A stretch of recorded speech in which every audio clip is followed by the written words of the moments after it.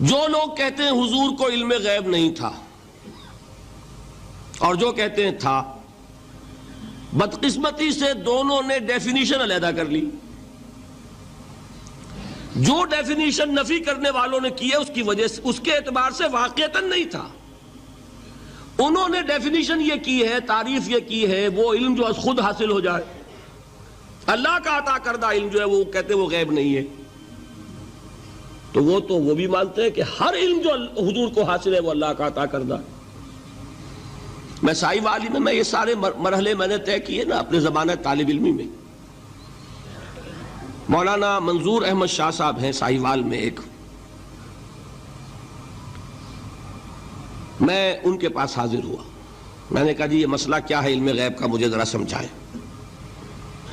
انہوں نے ایک کتاب اپنی نکالی کہ دیکھیے صاحب، ہم حضور کے علم کے بارے میں یہ باتیں مانتے ہیں، حضور کا علم حادث ہے، قدیم نہیں ہے، حضور کا علم محدود ہے، لا محدود نہیں ہے، حضور کا علم عطا کردہ ہے، ذاتی نہیں ہے۔ میں نے کہا یہ تین باتیں اگر آپ مان لیں تو میرا تو جھگڑا کوئی نہیں آپ سے۔ ہوتا کیا ہے جب آئیں گے وعظ میں، خطابت میں، تو عالم ما کان وما یکون، اب الفاظ وہ استعمال کر جائیں گے۔ ایک واعظ ہے، عام مقرر ہے، واہ واہ ہوتی ہی نہیں، نعرے لگتے ہی نہیں، محفل میں گرمی آتی نہیں جب تک کہ ایسے مبالغے نہ کریں۔ لیکن وہ چیز لکھی ہوئی ان کے ہاں ہے کہ حضور کا علم حادث ہے، قدیم نہیں ہے، حضور کا علم محدود ہے، لا محدود نہیں ہے، حضور کا علم عطائی ہے، ذاتی نہیں ہے۔ ان تینوں چیزوں کے بعد کوئی بڑے سے بڑا وہابی اور بڑے سے بڑا اہل حدیث بھی انکار نہیں کرتا۔ باقی یہ بات جان لیجئے کہ غیب اور حضور یا شہادہ یہ در حقیقت عام انسانوں کے اعتبار سے الفاظ استعمال ہوئے ہیں۔ جب قرآن میں کہا جاتا عالم الغیب والشہادہ، اللہ غیب اور جو ظاہر ہے یا موجود ہے سب کا جاننے والا ہے، تو مجھے بتائیے اللہ کے لیے کوئی غیب ہے؟ اللہ کے لیے کوئی شے غیب ہے؟ تو کیوں کہا جا رہا ہے عالم الغیب والشہادہ؟ وہ ہمارے اعتبار سے کہا جا رہا ہے، جو تمہارے لیے غیب ہے اللہ اس کو بھی جانتا ہے، اور جو تمہارے سامنے اللہ اسے بھی جانتا ہے۔ اللہ کے لیے تو کل شہادہ ہے، کسی شے کا لا یعزب عنہ مثقال ذرۃ فی السماوات والارض، آسمانوں اور زمین کا ایک ذرہ بھی اس سے غائب نہیں ہوتا۔ غیب کا وجود کیا اللہ کے لیے؟ تو یہ الفاظ مستعمل ہیں ریلیٹو ہمارے اعتبار سے، اور ہمارے اعتبار سے جو شے غیب ہے اس میں سے ایک حصہ اللہ دیتا ہے نبی کو، تبھی تو نبی بنا۔ فرشتے کو دیکھا، فرشتہ ہمارے لیے غیب ہے۔ جنت دکھائی کہ نہیں دکھائی، ہمارے لیے غیب ہے کہ نہیں ہے۔ دوزخ کا مشاہدہ کرایا کہ نہیں کرایا، ہمارے لیے وہ غیب ہے کہ نہیں ہے۔ جو چیزیں ہمارے لیے غیب ہیں انہی کے پردے اللہ کچھ اٹھاتا ہے، کل غیب نہیں۔ کل غیب کا علم ہو جائے گا تو وہ شرک ہو جائے گا۔ کل کا لفظ جہاں آیا شرک ہوا۔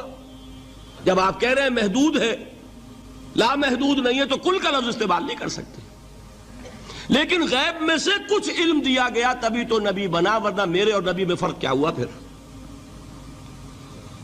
البتہ یہ کہ وہ غیب کا علم ہو یا حاضر کا علم ہو، سائنٹیفک نالج ہو یا وحی کا علم ہو، کوئی بھی علم ہو، آیت الکرسی کے الفاظ نوٹ کیجئے، یعلم ما فی السماوات وما فی الارض، وہ جانتا ہے، ولا یحیطون بشیء من علمہ الا بما شاء، مخلوق میں سے کوئی بھی اس کے علم میں سے احاطہ نہیں کر سکتا مگر جتنا وہ چاہے۔ اب یہ بات علیحدہ ہے کہ ہم کون ہے طے کرنے والے کہ ناپیں بیٹھ کر کہ اللہ نے ابراہیم کو کتنا علم دیا، ہم ناپ سکتے ہیں؟ عیسیٰ کو کتنا دیا ہم جان سکتے ہیں؟ تو ابراہیم کا، موسیٰ کا، عیسیٰ کا نہیں ناپ سکتے تو محمد الرسول اللہ کا کہاں ناپیں گے؟ یہ پاگل پن ہے، یہ ہے جو غلطی ہوتی ہے۔ ہم کون ہے طے کرنے والے؟ اللہ نے اپنے نبی کو دیا جو دیا، بات ختم۔ کل نہیں کہیں گے، کل کہا شرک ہو جائے گا، ذاتی کہا شرک ہو جائے گا۔ عطائی ہے، جو دیا اللہ نے دیا، نہیں دیا، جتنا چاہا دیا، ہے حادث، قدیم نہیں، تینوں چیزوں مان لیجئے تو شرک کا کوئی شائبہ نہیں ہوگا۔ باقی جہاں ایک طرف قرآن میں وہ آیات ہیں کہ اللہ کے غیب کو کوئی نہیں جانتا، ٹھیک، وہاں یہ بھی ہے کہ لا یظہر غیبہ، لا یظہر علی غیبہ الا من ارتضی بالرسول، وہ اپنے غیب پر قابو نہیں دیتا مگر اپنے رسول میں سے جس کو چاہے۔ یہ دونوں آیتیں قرآن کی ہے کہ نہیں؟ اسی لیے در حقیقت جو غیب کی نفی کرتے ہیں حضور سے، وہ کہتے ہیں کہ از خود معلوم ہونے والی شے غیب ہے۔ ہم کہتے ہیں از خود تو کوئی بھی شے کسی کو معلوم نہیں، ہمیں حاضر کا علم بھی اللہ ہی دیتا ہے تو ہوتا ہے، غیب کا تو بہت دور کی بات ہے۔ یہ مسئلے بڑے سیدھے ہیں، خام خواہ ہم نے پیچیدہ بنایا ہوا ہے۔ خدا کے لیے ان مسئلوں کو سلجھائیے اور جوڑیے، کاٹنے کی بجائے جوڑنے کی فکر کیجیے کہ بھائی یہ اپنی اپنی جگہ پر علیحدہ علیحدہ تم نے تعریفیں کر رکھی ہیں اس لیے جھگڑ رہے ہو۔